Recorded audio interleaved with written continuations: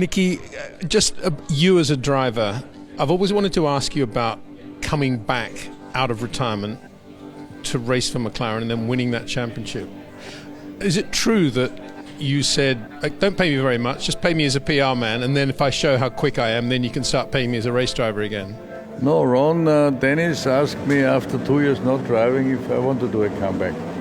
And in the beginning I was not interested because for 2 years I took care of my airline start and really had no interest in Formula One whatsoever.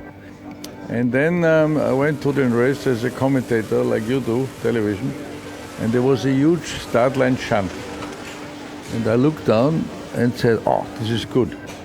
So my whole, you know what I mean, the brain changed. I was ready again to take chances and take risks. And I was amazed by this new development.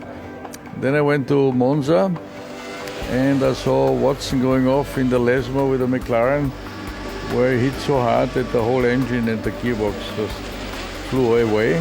And again, I said, phew, good accident. You know what I mean? The mentality changed.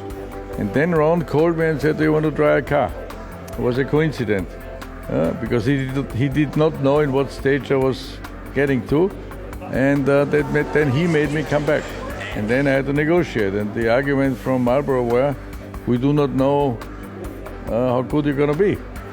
And then I have to say they gave me a contract for 3 races and another 3 races. And if you do not drive properly, then the contract is finished after 3 races. So I said, fine, do that. And the 3rd race I won. So contract then was the whole year. And then the year after, I had to renegotiate and said, now you have to pay for driving.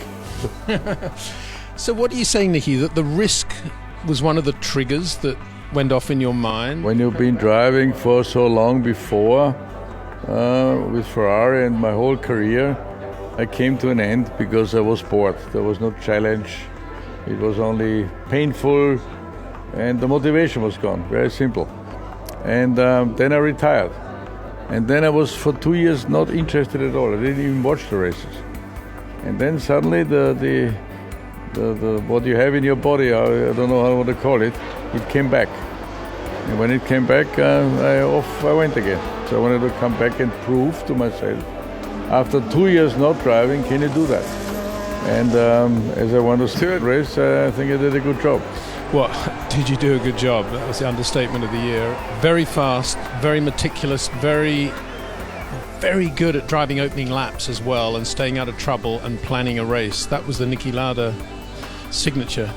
The problem was in 84, this was the stupid turbocharged engines where you had for one lap 1,200 horsepower and for the race 600 because you could turn the boost up and then the boost down again to have the fuel limitation.